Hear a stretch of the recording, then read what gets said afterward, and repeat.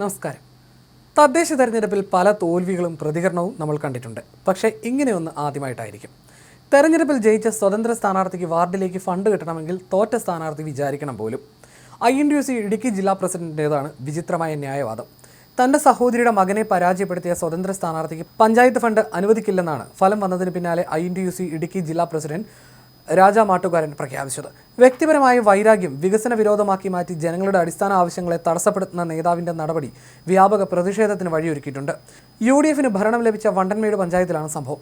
ഇവിടെ വിമത സ്ഥാനാർത്ഥിയായി മത്സരിച്ച മുൻ പഞ്ചായത്ത് പ്രസിഡന്റ് റെജി ജോണി രാജാ മാട്ടുകാരൻ്റെ സഹോദരിയുടെ മകൻ C മുരുകനെ കേവലം 20 വോട്ടുകൾക്കാണ് പരാജയപ്പെടുത്തിയത്. ഈ പരാജയത്തിന്റെ പ്രതികാരം എന്നോണമാണ് വിജയിച്ച സ്ഥാനാർത്ഥികൾക്ക് നൽകിയ സ്വീകരണ യോഗത്തിൽ വെച്ച് രാജാ മാട്ടുകാരൻ വിവാദപരമായ പ്രസംഗം നടത്തിയത്.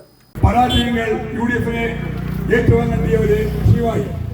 14-ാം വാർഡിലെ മുരുകൻ 20 വോട്ട് അധികം കിട്ടിയിരുന്നെങ്കിൽ ഇവിടെ മെമ്പറായി വന്നേനെ. അതിനുള്ള കാരണങ്ങള് BJPയും CPM കൂടെ ചേർന്നുകൊണ്ട് രജിജോണിക്ക് വോട്ട് ചെയ്തതിന്റെ അടിസ്ഥാനത്തിൽ രജിജോണിയുടെ താൽക്കാലിക വിജയം ഉണ്ടായിട്ടുണ്ട്. ഒരു കാര്യം ഞാൻ പറയാൻ ആഗ്രഹിക്കുക, 14-ാം വാർഡിലെ 5 വർഷം കൊണ്ട് ഫണ്ട് കൊടുക്കുന്നത് മുരുകനായിരിക്കും. ഫണ്ട് എങ്ങനെയെന്ന് പറഞ്ഞാൽ മുരുകൻ ആ കമ്മിറ്റിയിൽ അംഗമാണ്, ഫണ്ട് കൊടുക്കുന്ന കമ്മിറ്റിയിൽ അംഗമാണ്, തോറ്റാലും ജയിച്ചാലും അംഗമാണ്. മുരുകനടുത്ത് ചോദിച്ച് ഫണ്ട് മേടിക്കേണ്ട ഗതികേടുണ്ട്.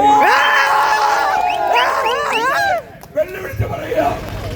തോറ്റ സ്ഥാനാർത്ഥിയായ മുരുകൻ ഫണ്ട് അനുവദിക്കുന്ന നിർണായക കമ്മിറ്റിയിൽ അംഗമാണെന്ന് പ്രഖ്യാപിച്ച രാജ 14-ാം വാർഡിലെ ഫണ്ട് ലഭിക്കണമെങ്കിൽ വിജയിച്ച സ്ഥാനാർത്ഥി റെജി ജോണി മുരുകന്റെ കാല് പിടിക്കേണ്ടി വരുമെന്ന് പരസ്യമായി വെല്ലുവിളിച്ചു. അടുത്ത 5 വർഷത്തേക്ക് ഈ വാർഡിൽ ഒരു വികസന പ്രവർത്തനത്തിനും ഫണ്ട് അനുവദിക്കില്ലെന്ന പ്രതികാരപരമായ പ്രഖ്യാപനവും നടത്തി.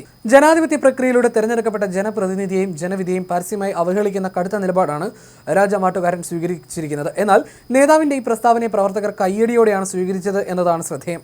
രാജാ മാട്ടുകാരന്റെ മകൾ ഉൾപ്പെടെ 3 പേരാണ് ഇത്തവണ പഞ്ചായത്തിൽ മത്സരിച്ചത്. അതിൽ മകൾ മാത്രമാണ് വിജയിച്ചത്. ഇത് പഞ്ചായത്ത് ഭരണത്തിലുള്ള സ്വാധീനവും സ്വജനപക്ഷപാതവും വിളിച്ചോതുന്നതായും ആരോപണമുണ്ട്. ജനാധിപത്യപരമായ തെരഞ്ഞെടുപ്പ് ഫലത്തോടുള്ള ഈ പ്രതികാര രാഷ്ട്രീയം ജനങ്ങളുടെ വികസന അവകാശത്തെ തടസ്സപ്പെടുത്തുന്ന നീക്കമാണ്. മാട്ടുകാരന്റെ ധിക്കാരപരമായ പ്രസംഗം പ്രാദേശിക രാഷ്ട്രീയത്തിൽ ശക്തമായ പ്രതികരണങ്ങൾക്കും UDFനുള്ളിൽ കടുത്ത ഭിന്നതകൾക്കും കാരണമായേക്കും.